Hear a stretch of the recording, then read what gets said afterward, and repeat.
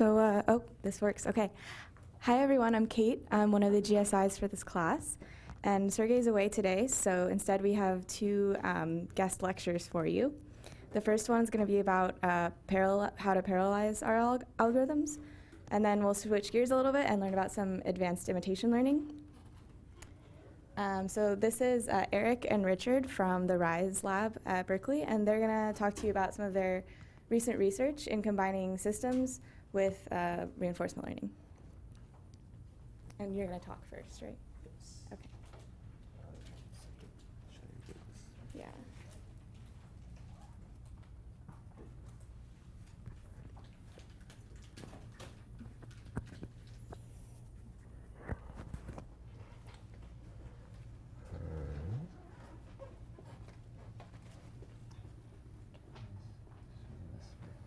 Turn off this displays thing.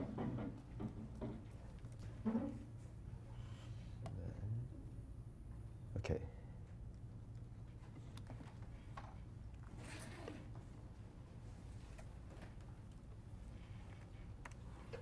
All right. Hi, everyone. I'm Richard. This is Eric. We're second-year PhD students in the RISE lab. And we'll be talking about distributed reinforcement learning. So in this class so far, perhaps you've probably seen two very common patterns for reinforcement learning algorithms. So the first one to your left is the typical when you have like an agent that's acting on a given given observation from an environment and receives another state and reward and updates its policy. And so this small singular loop is very typically used to describe just like the basics of reinforcement learning. Now, a second more modern computational pattern is the second one in the middle, where we split the policy evaluation and the policy optimization into two distinct steps. So in this figure, we have something that's moving across time, and we have a simulation phase where you probably might scale out your simulation, and then you have an optimization phase where you take all this data that you've collected from the simulation and use that to optimize your policy or your value network or your Q network or whatever. And so this is very common in policy gradient methods and other methods such as TRPO. And it's very common in open source libraries and papers that you see. So then a natural question from this is now, well, how can we better utilize our computational resources to accelerate reinforcement learning, even beyond what we have right here? So today, to answer this question, I'm going to spend the first half of this lecture providing context. We'll trace through the family of distributed reinforcement learning algorithms, starting with DQN, which obviously is not a distributed reinforcement learning algorithm, but does motivate a lot of the work that follows this lineage. And we were going to arrive in 2018 with two recent papers introducing two distributed architectures, Apex and Impala, and these are published at iClear and ICML respectively. I'll also talk about a couple distributed reinforcement learning algorithms that actually don't fit into this lineage exactly, so that will include like evolution strategies and AlphaGo.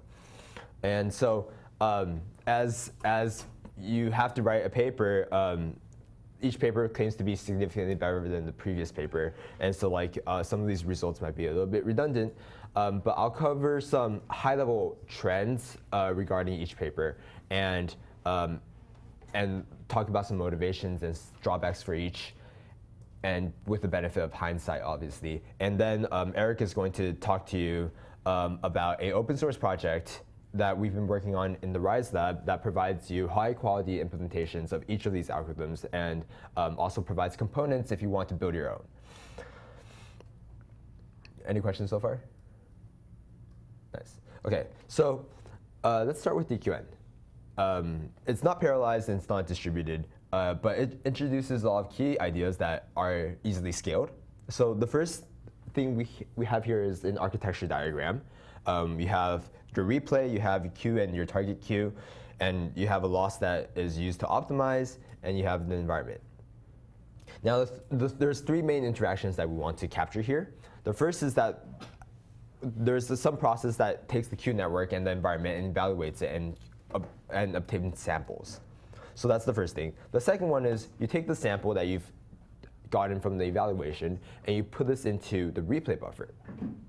Now the replay buffer is not simply a queue or some sort of list. It actually serves to stabilize the learning process. So it randomizes the data and removes like these temporal correlations that you get from just sequentially evaluating the environment, and then also avoids, because it does this random sampling, it avoids any abrupt changes in your data distribution when you're sampling and you're improving your policy, and perhaps suddenly like the policy starts generating very different data from before. So if you didn't have a replay, then you can totally destroy your learning process.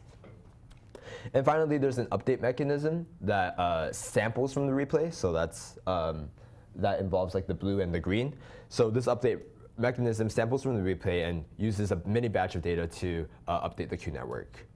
And so just to walk through some pseudocode, we have some evaluation process. So that takes in the queue network and the environment and gives you the current state, action, the next state, and the reward. So you're going to take that and you're going to store it into the replay. If you're doing something more modern, you might also add some priorities. And for each step, this is the typical DQN update rule. So you're going to, for each evaluation step of the environment, you're going to actually sample a mini batch from the replay, and you're going to update your queue network on this mini batch. And then there's also some mechanism for updating the target network, but that's, I guess, not too important.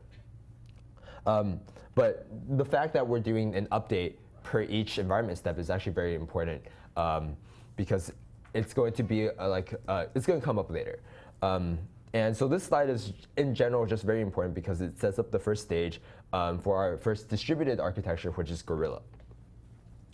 And so Gorilla is a framework for distributed like they claim it's called massively distributed reinforcement learning. This is published in 2015. And it's very similar to DQN, but some things are abstracted into key components. And the reason why you can do that is that these key components then are individually scalable. So let's talk about these 4 key components. It's the replay, the learner, the actor, and the parameter server. So the replay is here in green. It's very similar to before. The learner, which is in blue, captures essentially like the update, and is also delegated the sole task of computing this update, so it calculates the gradient. Now, the actor, which is in purple, is delegated the sole task of environment simulation, so it doesn't perform any gradient calculation, or ideally it wouldn't perform any gradient calculation and it wouldn't update its policy. And finally, there's the parameter server, which shards the network, so it takes whatever large neural network you have, splits it into distinct chunks, and this will allow for very high throughput updates.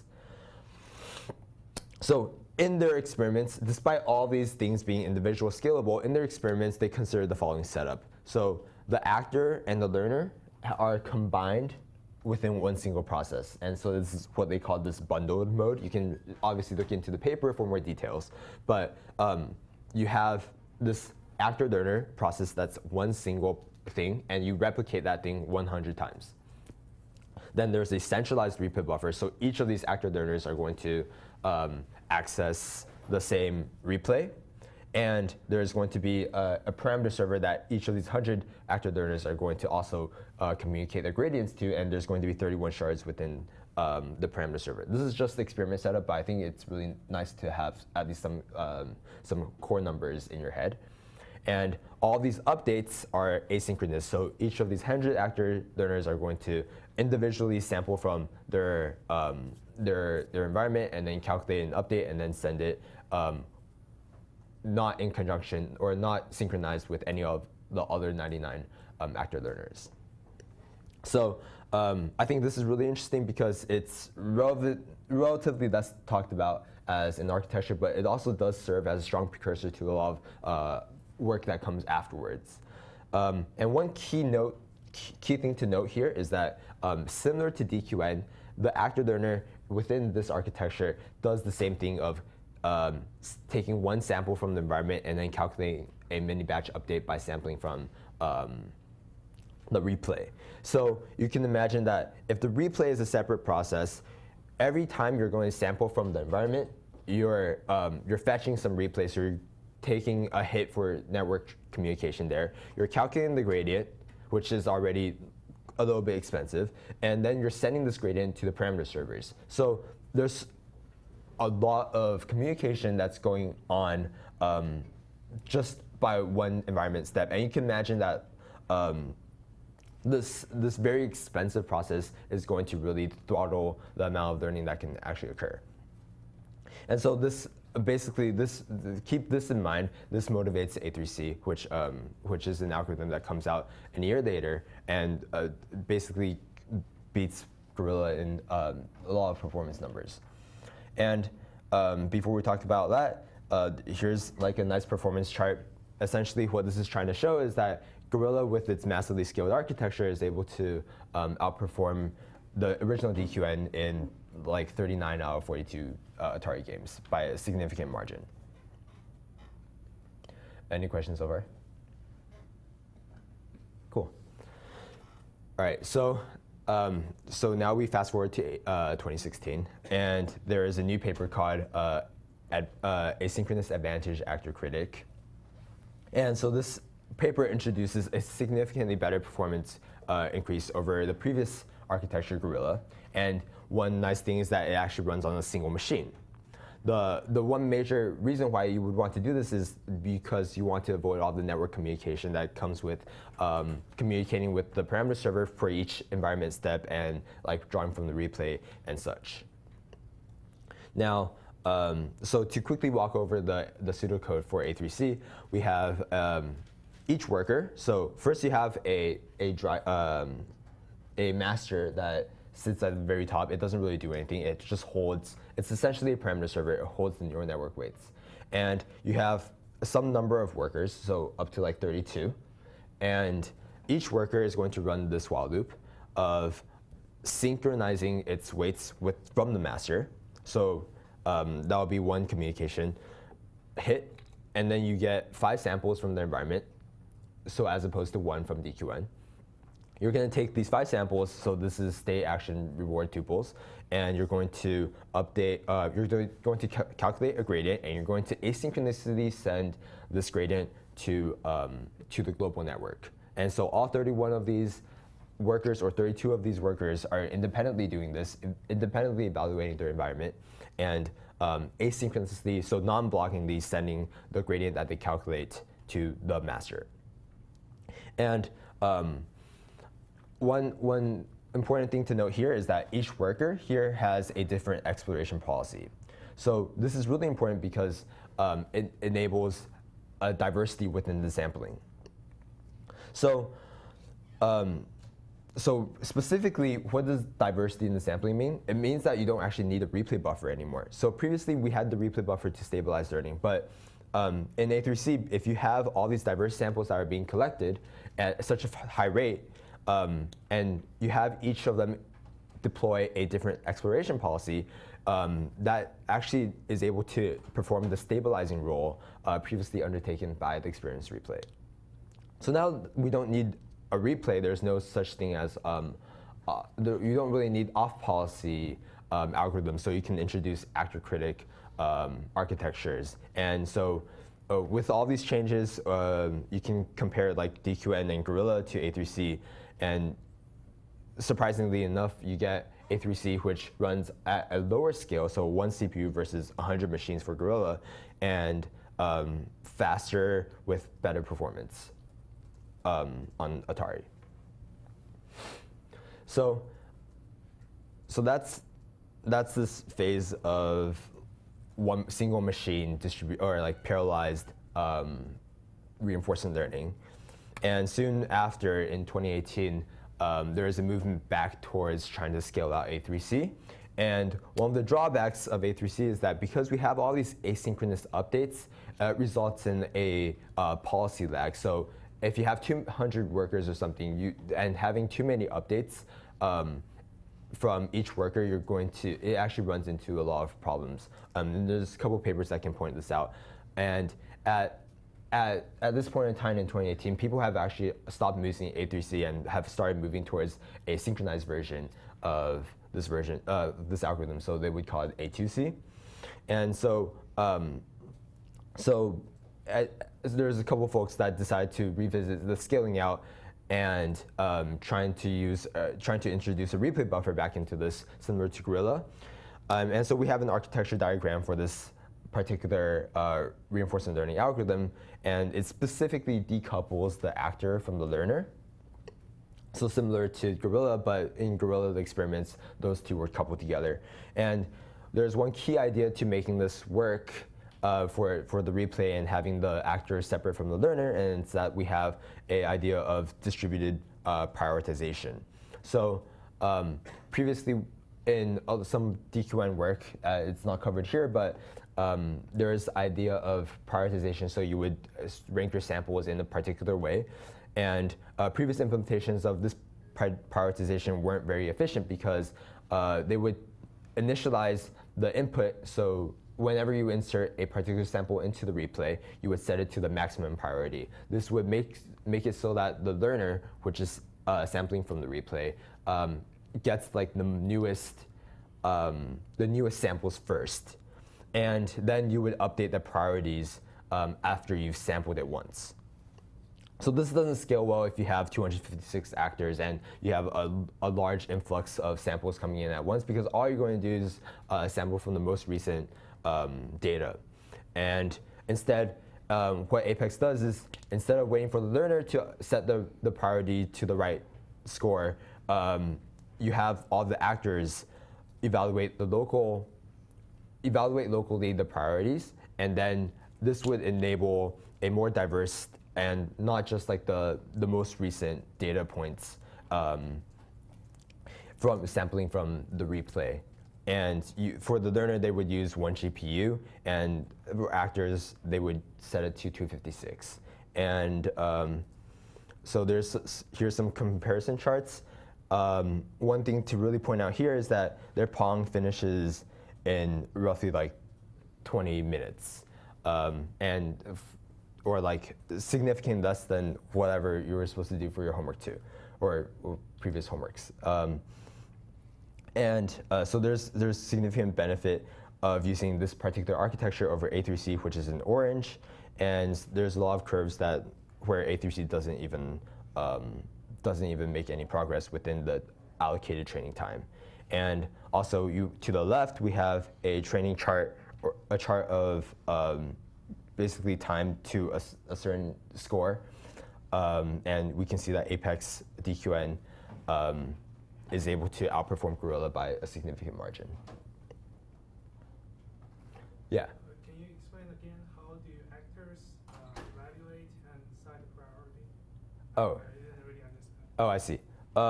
So priorities are typically set by typically priorities are calculated using a score function. So you have something like a TD error that you calculate for a given sample. And that takes in, so you have the network that you're evaluating right now, and then you also have a sample that you're getting, and you're trying to check whether or not whatever you're predicting for the Q value of that transition is like matches up to what you actually get for the evaluated like expected return. And so before you would set the priority, like when you insert any data into the replay, you would set it to some maximum number, right? Like you have something that says, okay, this is the max priority and you should evaluate it first.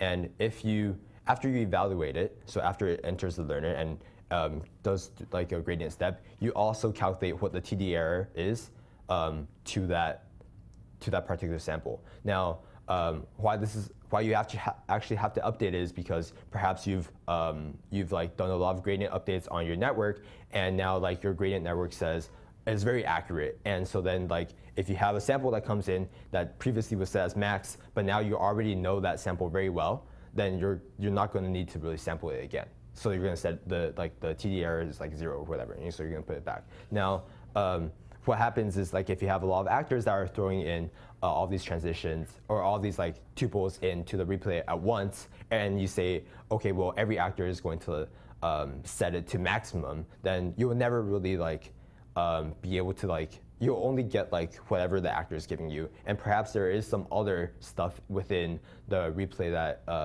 that isn't the max but is also very important. So you'll like basically never touch that. Yeah, so that's the kind of the, does that answer? Okay, great. Okay, so that's distributed prioritization. And finally, we can talk about another architecture called Impala. So the main idea here is that we have also a bunch of actors, but we try to accelerate our learning process by scaling out the number of learners that we have. So this is very much motivated by some recent progress in distributed deep learning, specifically with like people like Baidu and Uber's Horovod exploring R-reduced techniques for accelerating distributed deep learning. And one thing that is important to note here is that there's no replay. And when there's no replay, you might get this same effect that you have in A3C, which is this idea of policy lag. So basically, it's like you have some neural network that's so far ahead from the samples that it's getting that it doesn't really make sense to calculate a gradient step on that particular sample that you have from like a very old agent. And so in order to correct for this, this particular paper introduces importance sampling for most of the update rules. So you have importance sampling, weighting the policy gradient update by an importance sampling term. You weight the critic update by an importance sampling term, and they have this like nice thing to calculate a better critic update called the V-trace. And you can refer to the paper for more details, but the graphs to the left show that as you increase the number of workers, you don't really, so there's the left side which doesn't use importance sampling, and the right side which uses its novel algorithms, and this like importance sampling correction. And you can see that as we increase the number of workers all the way to 200, the performance doesn't degrade as badly as if we didn't use any sampling correction for yeah. So there's a couple more performance numbers that they have on the paper that are kind of interesting. They do compare to the A3C with distributed with like 200 workers, and you can see that like using Impala does improve performance by a significant margin. And one also small tidbit here is that they also do this evaluation, not shown here, on multitask learning. So taking one single network and trying to train it on 52 games of Atari, and they're actually able to beat the human normalized score by some margin. So it's actually quite interesting, and also like motivates some more work, or like motivates people to explore more within that realm of like scaling out reinforcement learnings to larger problems. And you can take a look at the paper for more details. So that's it for this particular lineage of reinforcement learning architectures. So there's a couple other interesting things that I'll spend a little bit of time on, and then I'll give it to Eric. So the first one is AlphaZero. So AlphaGo has made some recent news in beating world champion Go players, and AlphaZero is a improvement upon this algorithm, and also introduces a nice distributed architecture. So just to quickly walk through, you have three parts to the AlphaZero architecture. You have essentially like a lot of models, a lot of candidate models are being trained, and at any point in time you have one best model. And so that best model is able to play against itself because you're playing Go, and it's generating data that is being fed into a replay, a centralized data store. And so you have a bunch of other candidate models that are trying to outperform the best performing model, and each of these candidate models is sampling from the replay. And each of these candidate models is using 64 GPUs and 19 parameter servers. And so there's some other coordination that happens in order to replace the best performing model, but this I think is just a really nice non-standard architecture for reinforcement learning, and also does really exploit the idea of self-play and utilizes like this domain-specific knowledge to motivate its architecture. The other algorithm that I want to cover real quickly is evolution strategies, which isn't a standard reinforcement or policy gradient or DQN related algorithm, but there's some papers that introduce evolution strategies and genetic algorithms as an alternative to gradient-based reinforcement learning. And one nice thing about this particular algorithm is that you're able to independently scale, or you're able to scale out very, very easily. So in this paper from OpenAI, they use thousands of workers to communicate with each other and avoid the explicit gradient calculation. And they have a paper result that shows that they're able to solve like a very hard task, so humanoid, within 10 minutes. And you can refer to the paper details for more.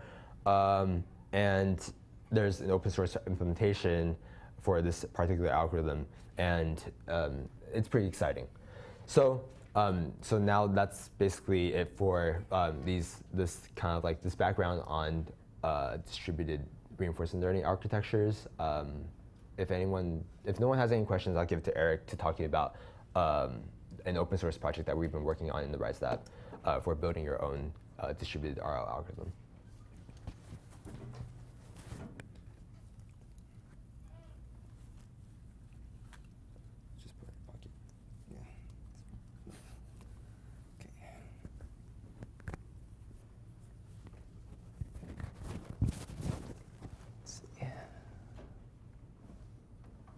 Okay, thanks, Richard. So I'm going to talk about RLib, abstractions for distributed reinforcement learning. So this is adapted from a talk we gave in ICML this year.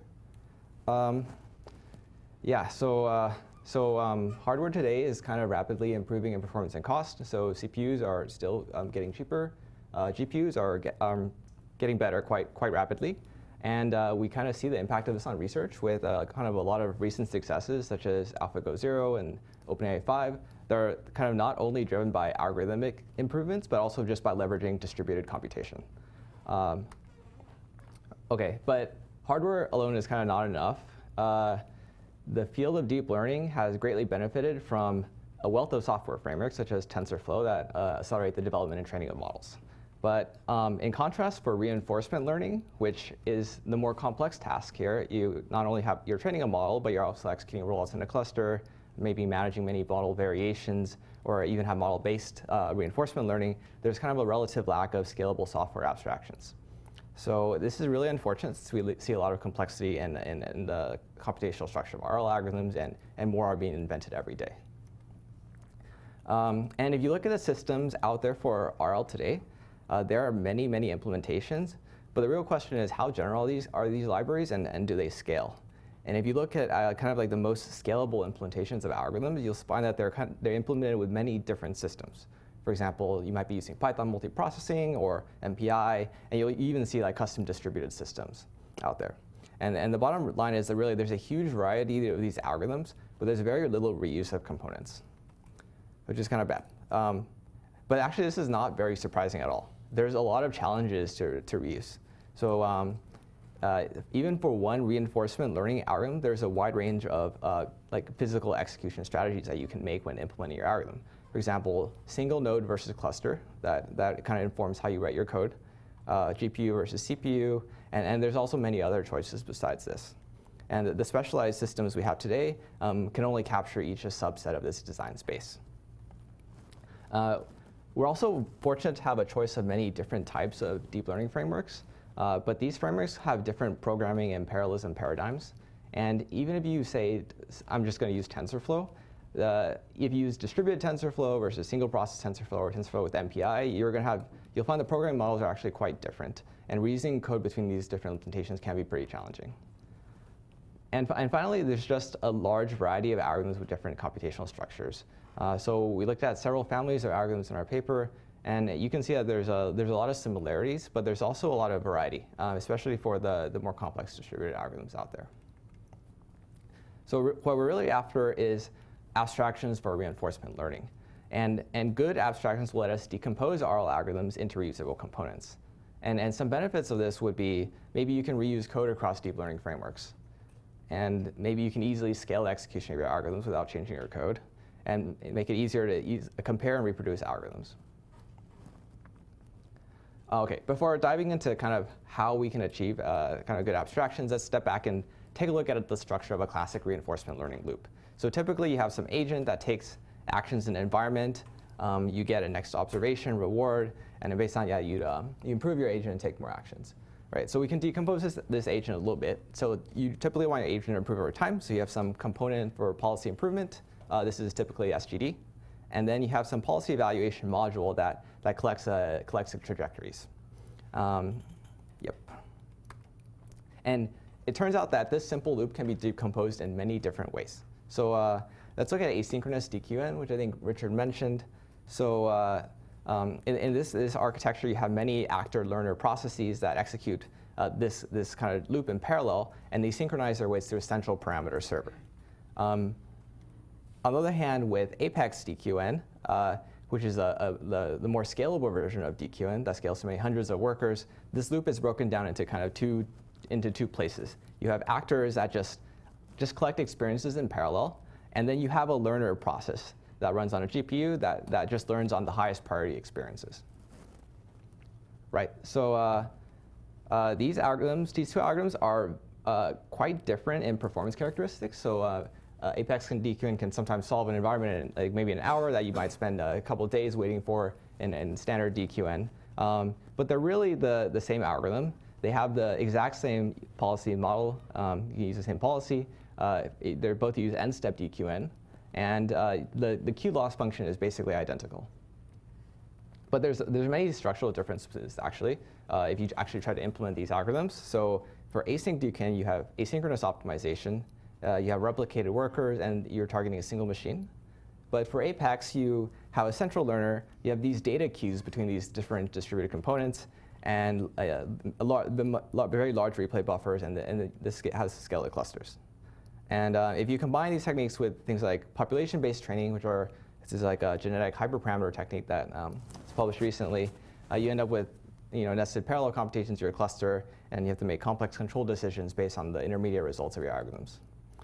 And so far we only looked at one family of algorithms, and what we found is really there's no existing distributed system out there that can effectively meet all the varied demands of reinforcement learning workloads. So yeah, what are the requirements for a new system? So the goal would be to capture a broad range of reinforcement learning workloads with high performance and pretty substantial code reuse.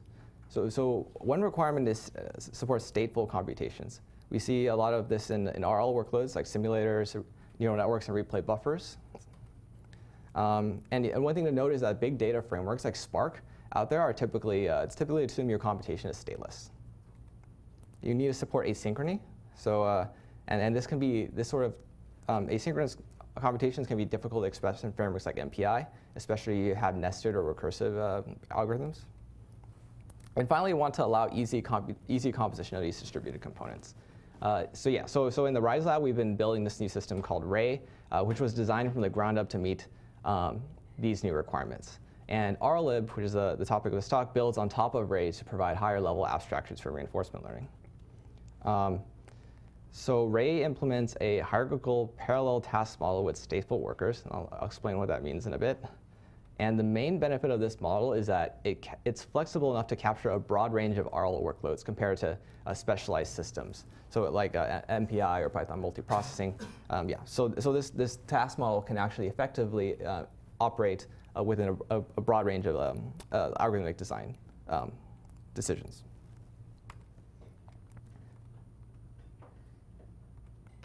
Okay, so the way this model works is this is kind of a Python-centric view of it. You can create a Python class instance in the cluster. So you have a Python class, you can just say, I want this class to appear in the cluster, and these are your stateful workers. and then you can schedule short-running tasks or basically method calls onto this cluster. And the challenge here is to implement this whole thing in a distributed system with high performance. So Ray can handle millions of tasks a second, and the task launch overhead is very low, around a couple hundred microseconds. So yeah, let's walk through what this might look like. So you have your top-level worker, which is a Python process, running some code. This can create a bunch of sub-workers, and these sub-workers might be holding TensorFlow sessions, and those sub-workers can, in turn have more sub-workers of their own. That's a hierarchical aspect of this model. And say you want to run case steps of training, so that you might send a call to the first worker, that might create subtasks, and as part of those subtasks, you might have even further subtasks of their own. And and then you might want to say, I'll reduce your gradients between these workers, and and then Ray provides abstractions that make this kind of thing easy to do with high performance in Python. Cool. So a unified system that can execute all these different types of computations is really key to enabling abstractions for reinforcement learning. And this is because once you can all do it in one system, then that's only then that you can actually pull out the distributed execution part of your RL algorithm into a reusable software component. And so this kind of leads into the first abstraction offered by RLib, which is that of a policy optimizer. And a policy optimizer, the idea is it's responsible for executing the distributed computation required to improve a policy.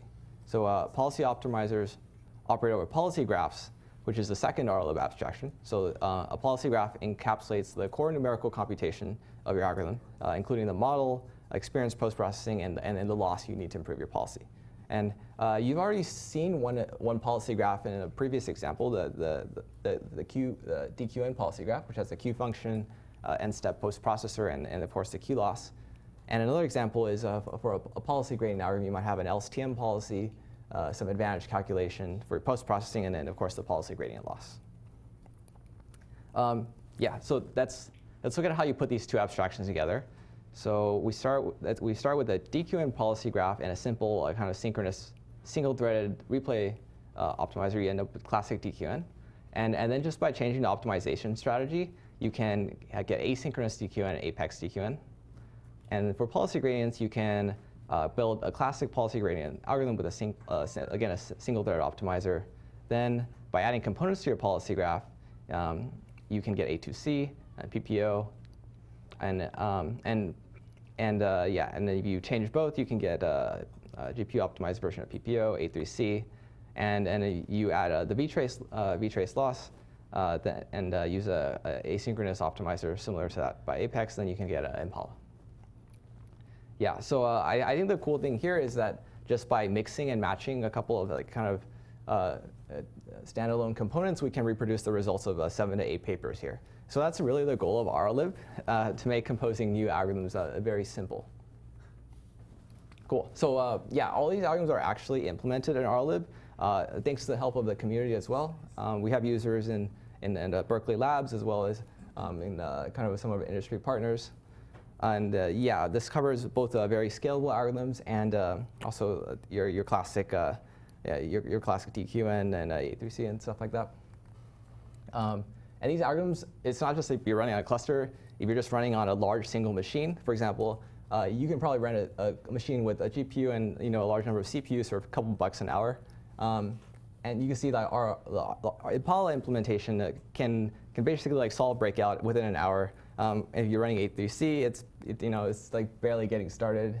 You get a score of like 10 or something like that. So RLib can really accelerate your research if you're trying to either experiment with algorithms and improve them, or tackle the very challenging domains.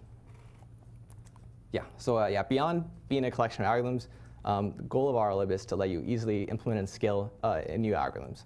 For example, multi-agent algorithms, or experiment with novel losses and architectures, things like that.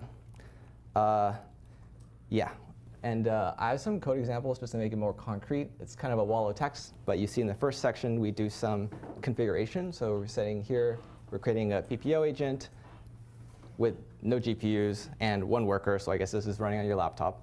And we create it on the carpool toy environment. And then to improve the policy, we just call agent.train. And then we can print out the intermediate results. And we just keep doing that. But this API is pretty extensible. So if you want to do a multi-agent algorithm, it's pretty similar. But now you need to configure how you want your multi-agent thing to work. So here it's a kind of a, I guess it's kind of a traffic setting. So you have multiple cars, and then you have traffic lights, and all these are models of independent autonomous agents. And they have different policies. So you might have 2 different car policies, 2 different policy graphs, and then another policy graph for traffic lights. And then you need some function to bind like agents in the environment to a policy. So the traffic lights are always controlled by the traffic light policy, and then here car policies are controlled by a random choice of one of the two car policies. Yeah, and then again to train, even on a cluster, all you need to do is call trainer.train. Yeah, so Ray, which is the umbrella project that RLib is part of, has tools for hyperparameter tuning. So if you want to do a grid search, that's pretty easy. Here's an example of some visualizations. We integrate with TensorBoard and Biscuit.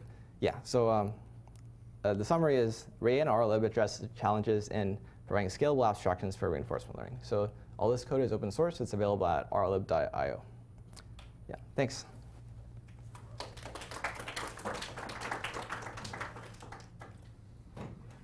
Questions?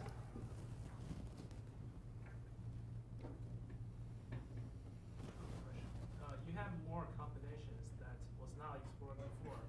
Yeah. Like interesting performance increase or like different behaviors? Yeah, so there are some combinations not explored. So some of them is because they don't make so much sense. So, but the, what? You keep answering questions. Yes. Mind if I can say? Yeah, go ahead. But it is possible there's room for more papers. Yeah.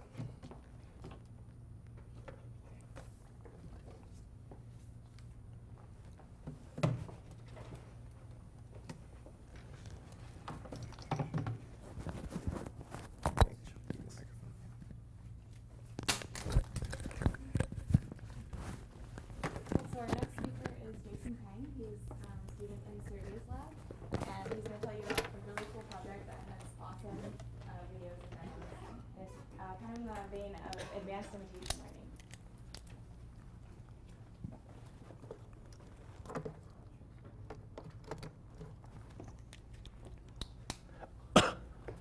Is this working? Okay. Okay, yeah, so hi, I'm Jason, and I'm a PhD student working with Sergey and Peter.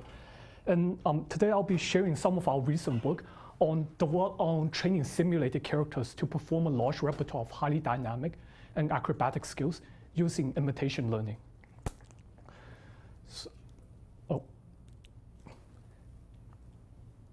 Okay, so I'm coming from background in computer animation, but unlike traditional animation techniques, which tends to be very manual and labor intensive, the goal of computer animation is to develop procedural methods that can automatically simulate behaviors for humans and other animals.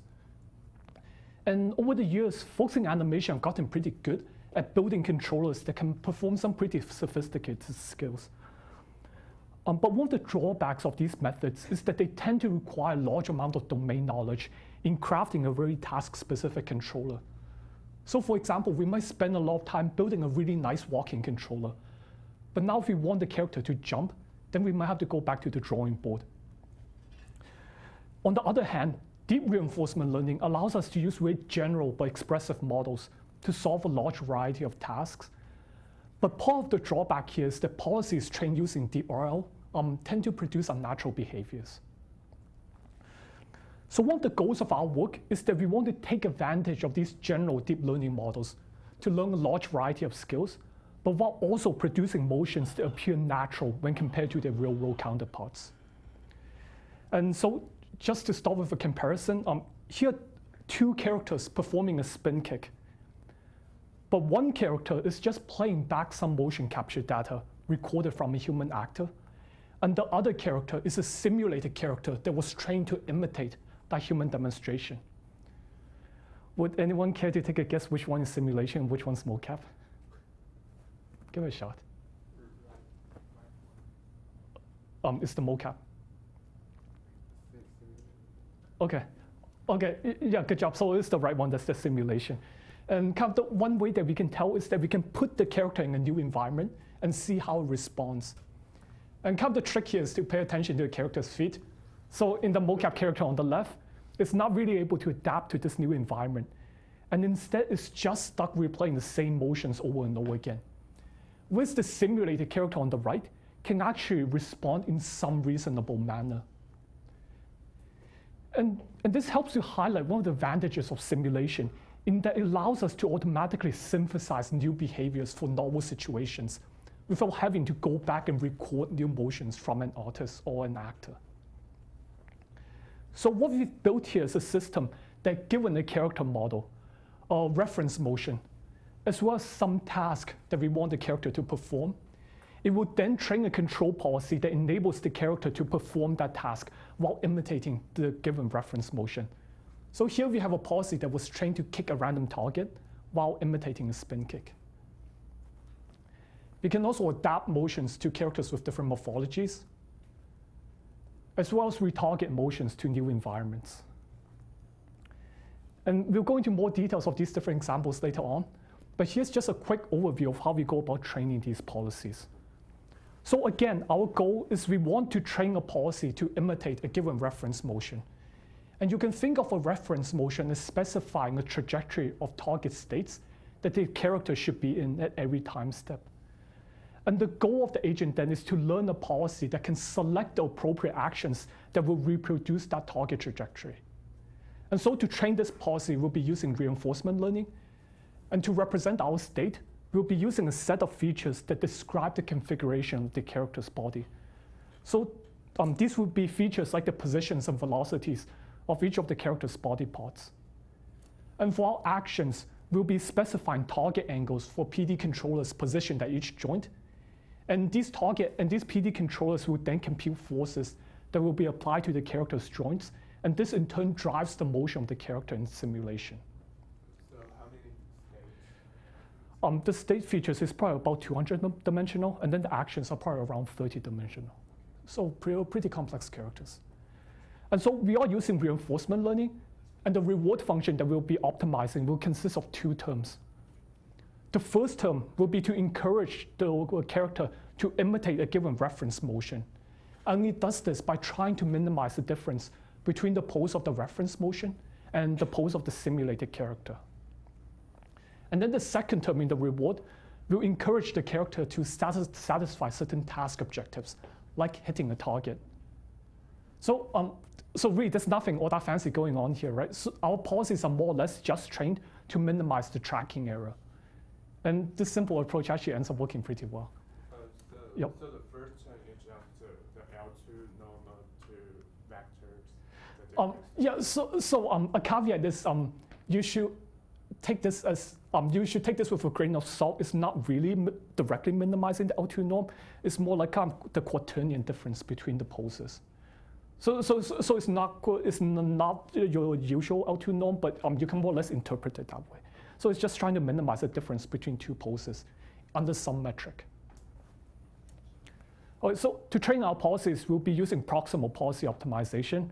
And I think you guys will be using PPO in one of your next assignments. But just as a high-level intuition, you can think of PPO as a variant on policy gradients. So we have our usual objective of trying to maximize the agent's return. And PPO introduces an additional constraint that tries to limit the difference between the behaviors of the new policy and the behavior of the old policy. So this is like saying, I want to update my policy so as to improve performance, but I don't want to change the behaviors too much. And this can help to stabilize the learning a little bit. Okay, but now let's take a look at some results. So here we have a policy that was trained to imitate a walking motion recorded from a human actor. On the left, we have the simulated character, and on the right, we have the original reference motion. And the policy does a pretty good job at imitating the motion in this case. Now, if we replace the walking motion with a running motion, we can train a policy to run.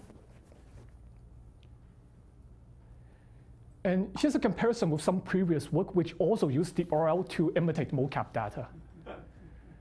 And I think our results end up looking a little bit better.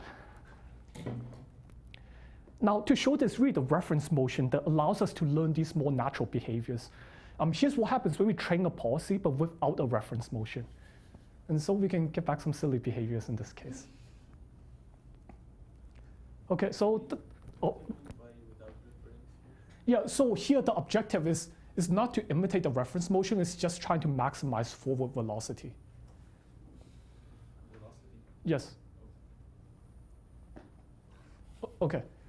So before, what's the difference between the simulation and the reference? Is there any difference there, or just imitates very well? Yeah, so the difference between the reference motion is just playing back a bunch of poses, so it has no notion of physics. It's just playing back the kinematics.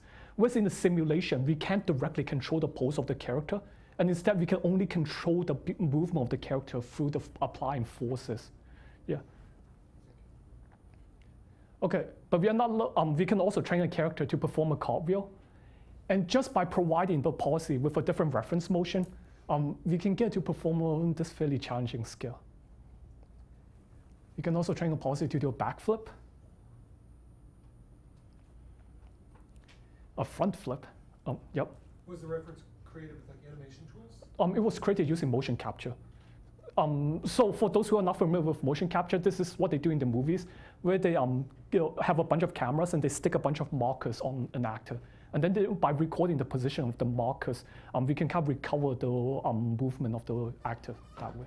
And how did you build a simulated physics that matched the actor, getting the weights right, the joints in the right place? Yeah, so in the end, what mocap gives you is that at every point in time, it's going to specify the rotations for every single joint. So we can just have a human character that have a similar have similar joints as the actor, and then we can just try to imitate those joint rotations from the mocap. Yep. Any other? Okay. And we can also get a policy to roll. Excuse me.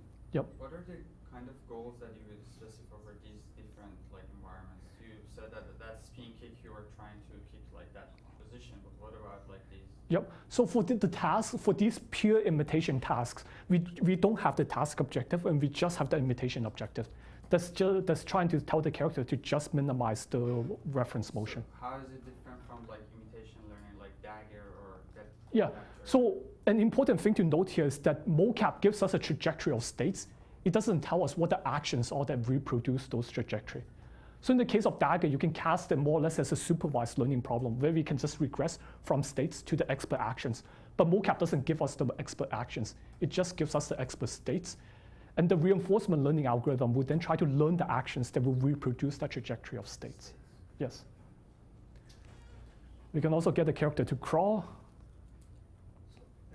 to dance. Yep. So it's like inverse reinforcement learning? So inverse reinforcement learning, we're trying to recover a reward function. We're not trying to, so in this case, we're not trying to learn a reward function. The reward function is just specified by the reference motion. So the reward function is still handcrafted in this case. And we can also get a character to do a keep up. So Yep. in a sense, you're basically trying to learn an agent, but the reward function is basically a function of the states that are going to be reproduced, similar to the imitated, the expert agent. Yeah, so you can think of that the reward function is parameterized by the reference motion from the expert. Yep. Okay, and we can also get a character to do a head spin. I was a little bit surprised that this actually worked, but kind of. So we can also train a policy to vault. And to do a little bit of breakdancing.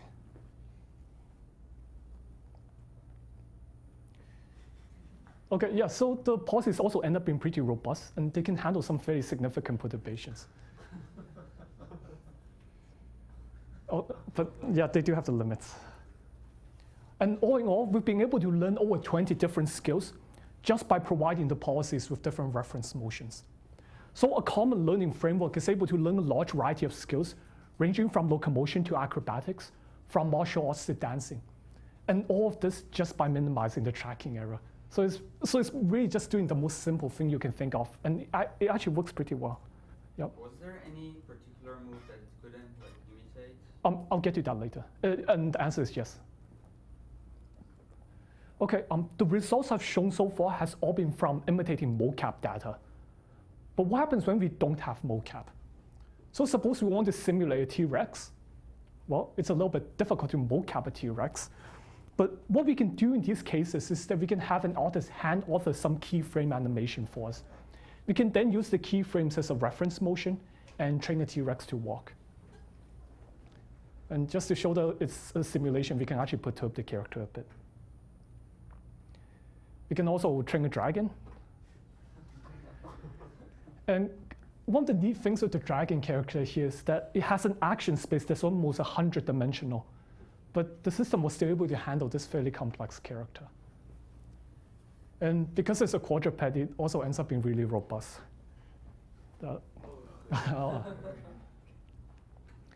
Now, we can also train a lion to run.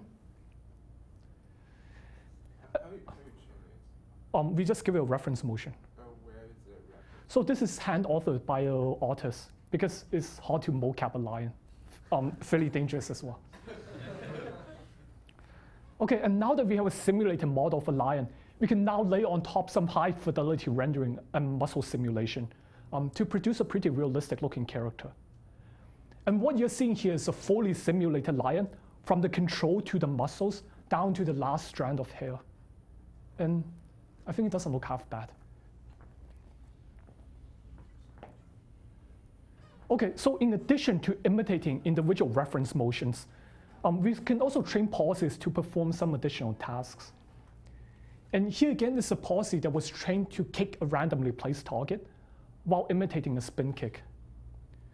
And kind of the thing to note here is that the reference motion just shows a single demonstration of a kick, but the policy then learns how to generalize this one demonstration to kick a variety of different targets, and also under some fairly heavy bombardment. We can also train a policy to throw a ball at a target by imitating a baseball pitch.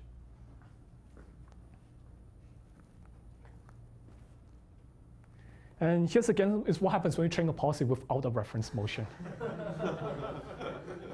So in this case, instead of throwing the ball at the target, it just learns to run towards the target instead. I mean, it's perfectly functional. It's doing what we're telling it to do. But it might just not look all that great. Okay, so another fun thing we can do is that we can train vision-based locomotion policies that get an image of the upcoming terrain as part of the input. And with this image, we can then train the policies to navigate across randomly generated environments. And kind of the red dots here is a visualization of the image that the policy gets to see. And for the most part, it's able to find its way around pretty well. But okay, it will still make some mistakes every now and then, but in general, it's pretty good. So here's a policy for different type of environment. So just by looking at the image of the upcoming terrain, the policy learns to do a pretty good job by avoiding the obstacles. Questions? Yep. Have you ever changed the height of the agent, or can it adapt? Yep. Yes, and I'll show some example of that next. So one of the advantages of simulation is that we can now also take a reference motion recorded for one character and retarget it to a new character with a different morphology. So here we have a simulated Atlas robot doing a spin kick that learned by imitating a human actor. And even though the character's morphology is quite different from that of the original actors, it still does a pretty good job at reproducing the original reference motion. Now, we can also get the Atlas to run. If it falls down, it can get back up, yes? Apparently you have different actions or physics for the two characters. For example, this one has a bag or something in his back. Yep. So has more, I don't know, gravity, weight there. Yep. So how do you really transfer the weights and actions from there to this guy? Yeah. Like, I do understand that it's the same behavior, but the actions are somehow different. Yeah, so the actions will be completely different. In this case, the Atlas is almost 3 times the mass of the humanoid character. So the forces that you have to apply will be very different. But that's the advantage of reinforcement learning, right? The reference motion just specifies a target sequence of states, and the reinforcement learning algorithm learns the actions that's needed to reproduce that trajectory. So even though the actions that's required for the Atlas is very different from that of the humanoids, the learning algorithm just takes care of that for us. So we don't really have to do any additional kind of engineering on our end. Yep. But they do need to be the same dimensions. So the topology of the character will have to be similar, so that they have to have a similar number of joints. So there's some retargeting that's needed there to get the reference motion to the atlas. But for the most part, we can just kind of copy over the joint rotations for the corresponding joints from the reference motion directly. So that's not that difficult. So this means you can not transfer to the line? Yeah, I mean, a biped training a quadruped, I mean, this is a really difficult correspondence problem there as well, yeah. So the morphologies have to be somewhat similar, but they can still handle some very significant differences. Okay, and of course, our atlas can also do a backflip.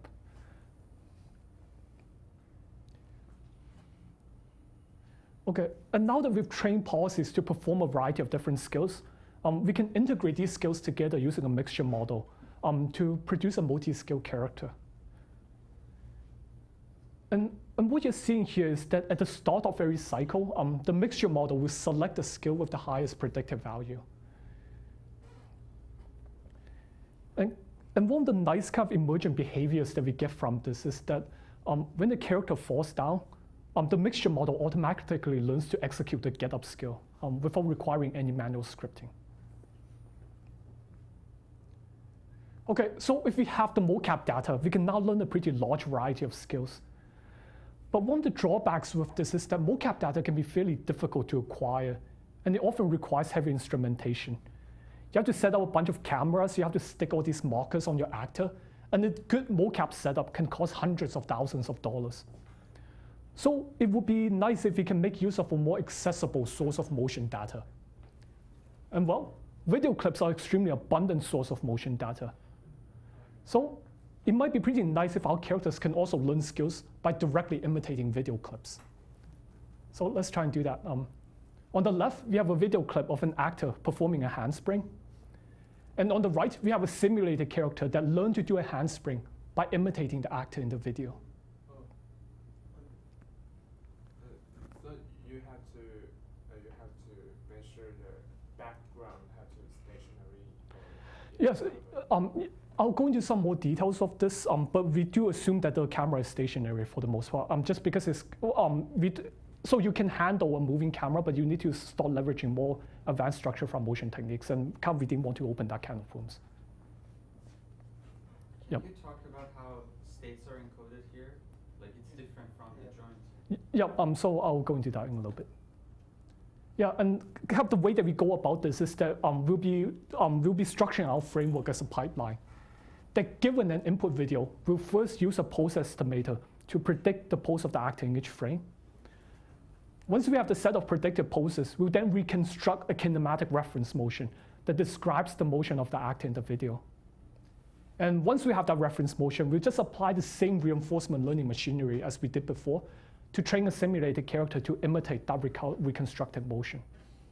Yeah, so nothing fancy going on here. And we are just doing the most obvious thing that anyone can think of when they first tackle this problem.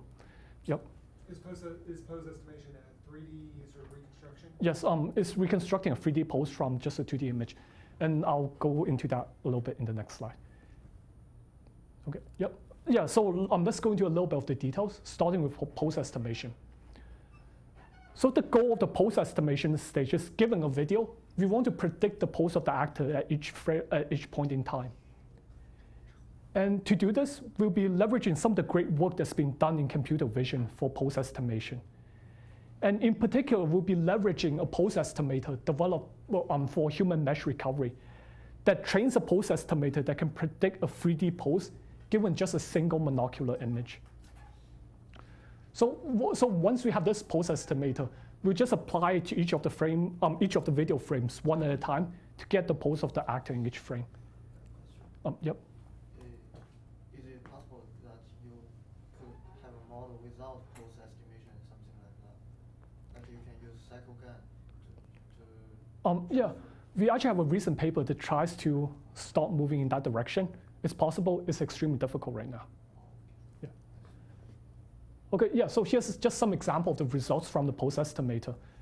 And for the most part, these vision techniques are getting pretty good, and they can do a pretty good job at recovering the pose of the actor. Okay, so once we have the reference motion, we just do the same thing as we did before with mocap, where we train a policy to try and minimize the difference between the pose of the reconstructed motion and the pose of the simulated character. So here's just an example of some of the results here. On the left, we have a video clip of an actor performing a cartwheel. In the middle, we have the reference motion reconstructed using the pose estimator. And on the right, we have the simulated character that was trained to imitate the actor's motion.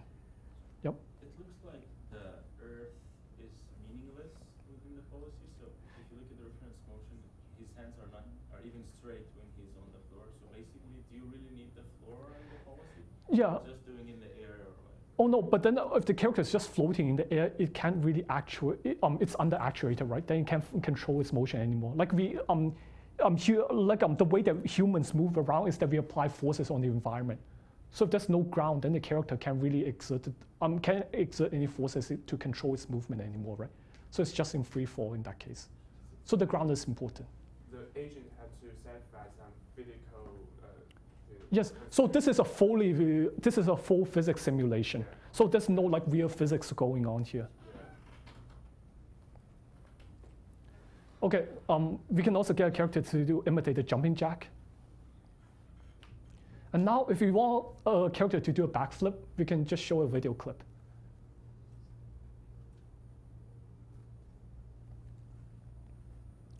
We can also imitate a front flip from video.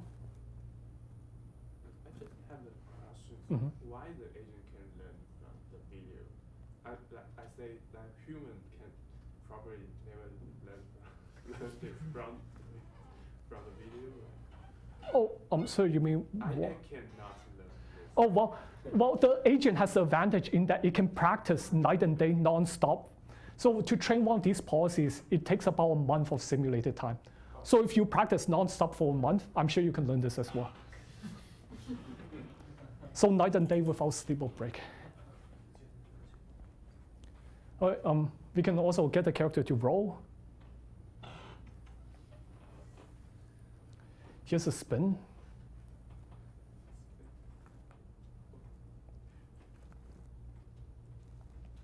When you say you have to train it, do you train it on multiple videos, or is the same video you train it a billion times? Yeah, so we train separate policies for each video clip. So every policy is trained just given a single video clip. And then do you combine the policies? No, we just have separate policies for each video clip at the moment. I see. Yeah. But why do you need the long training time to learn one video? Because so the video itself might be pretty short, but figuring out the actions that can reproduce that skill can take a lot of time.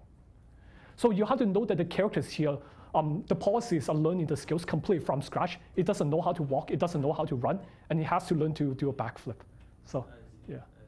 Yep. Do you perturb the environment, like throwing stuff at it at training time? No, so we don't apply any perturbations during training, but kind of one little detail there is that we are training stochastic policies, right? So a stochastic policy means that we're injecting noise to the actions, and that in turn kind of applies perturbations that forces the policies to learn to be robust. So you're basically getting the maximum entropy policy. Because not quite. you can memorize the actions that resulted into that trajectory of states. But why doesn't it do that? When you throw stuff at it, it just can handle a new situation. Yeah, so part of robustness comes from the stochastic policy. Like the random actions will perturb the character into a lot of really awkward states that then has to learn to recover from. So that's kind of what's giving us some of that robustness. Yep. How do you determine the reward? The reward is just the same reward that we used before, but now the reference motion is reconstructed from the video clip instead of using motion capture. But for each action, how do you decide it's 1, 2, 3, like each single reward? Like if it succeeded or? Yeah, so the reward function is just saying at every time step, I'll give the character a score that says how close is it to the reference motion. So if it's closer to the reference motion, it gets a high score. If the pose is very different from the reference motion, then you get a very low reward. Okay. Yeah, so it's a very dense reward. It's not a sparse reward. And Yeah. those pose extractors that you talked about are trained like beside this thing, right? They're not end-to-end training within your policy, right? No. The pose estimator is not. So this is not an end-to-end approach. It's more that we train a pose estimator that works on a lot of different videos, and then we use that to reconstruct the motion for a new video. So you also apply that pose estimator on the agent, like the simulated agent? No. In the simulation, we already have the full state of the character, right? We have all the information, so we don't need the pose estimator anymore. I have a hard time understanding how do you map like this video of the simulation to the pose estimation coming from that? Yeah. So what the pose estimator gets us? What the pose estimator gets us is they give us a reference trajectory, and the reference trajectory is just the same as the mocap. It's saying at every point in time what is the pose of every single joint in the character, and the simulation will then try to match the poses from. So there's a correspondence. Yeah. Between one Yeah. and Exactly. the Yeah. So we are not projecting the simulation back into an image and then doing the comparison there. Yep. Regarding the same question I asked Mhm. previously, so you said that reword is basically how far from the reference you are, but isn't that the same as the loss of the network that represents the policy? So not quite. We are using PPO. It's a policy gradient algorithm, right? So the objective is to maximize the long-term reward. So the loss for the policy would be kind of the loss of the policy is kind of the usual kind of cumulative reward across multiple time steps. Okay, and to determine the reward, you just calculate the future losses of the policy? No, yeah. So the reward gives us the return for the reward for a single time step, and we calculate the reward for every time step, and we use that to calculate kind of the cumulative return. Yeah, it's exactly the same thing as what you guys have been doing in class for any of the policy grading algorithms or any of the other reinforcement learning algorithms. Oh, seeing this? Okay, yeah, so we can also imitate a vault from a video clip. And similar to before, we can turns out this approach is also fairly robust to kind of differences in morphology. So here we have the simulated atlas doing a handspring that learned from video. We can also imitate a jump.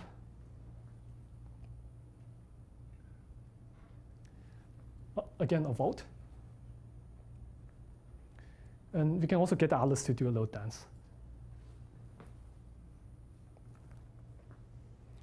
So one of the advantages of simulation is that it allows us to synthesize behaviors for novel situations. And one example of this is that we can train a policy to imitate a backflip recorded on flat ground, and we can now adapt that motion to do backflips across irregular environments. Here's some cartwheels across a different type of terrain. And note that we are training vision-based policies here. So the policy gets to see an image of the upcoming terrain. And from that image, it learns how to coordinate the placement of its hands and feet. And it's actually pretty good. Why is it so robust? Oh, sorry? Why is it so robust that you change the background, you change the settings? Yeah, because the policy is a vision-based policy. So it gets to see the environment and it can adapt its actions appropriately.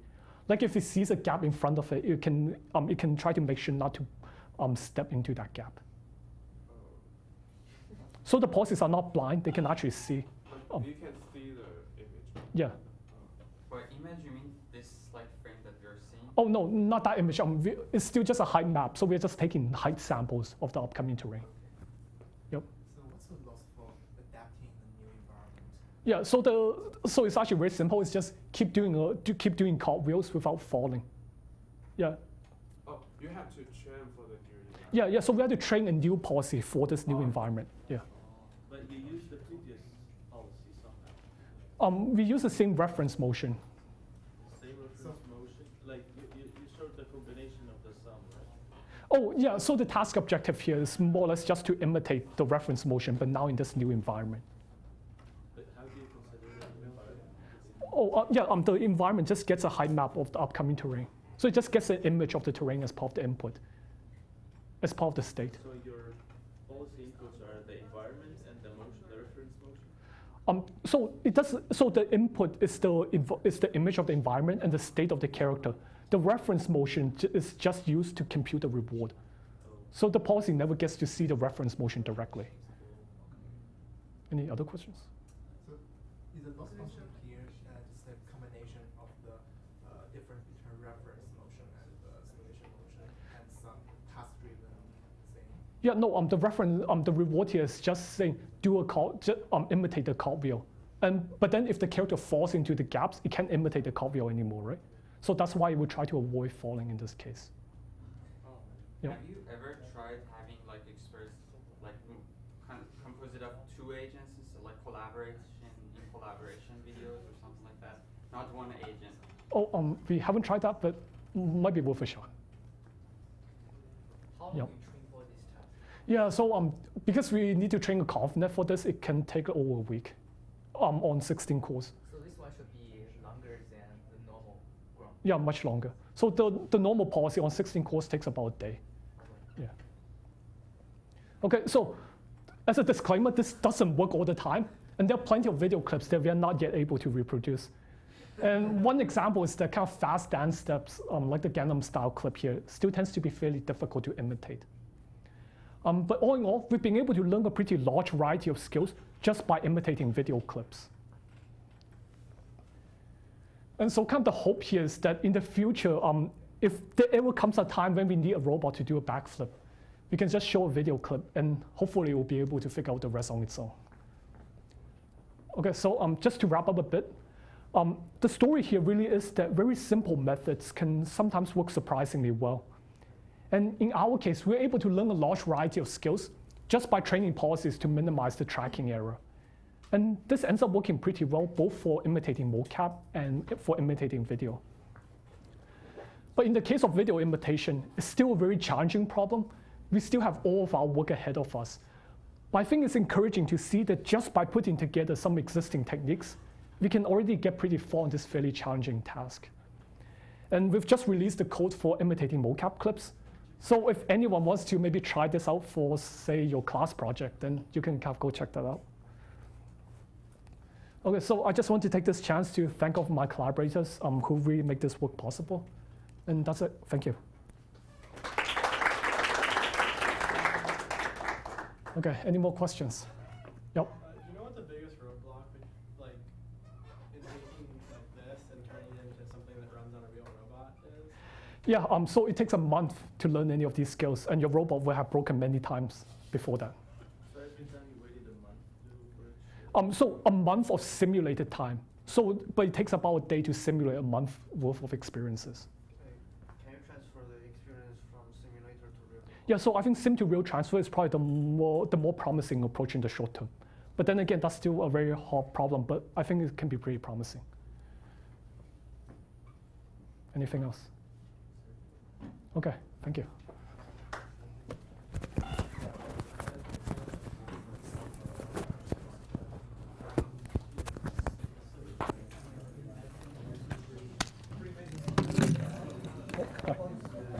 You said you are also using CycleGAN to... No, we are not using CycleGAN. We're using something like Gale to do direct video imitation. Yeah, a variant of Gale. That's cool. How is it going? It's still very hard. It doesn't work for a lot of cases, but it works for sometimes.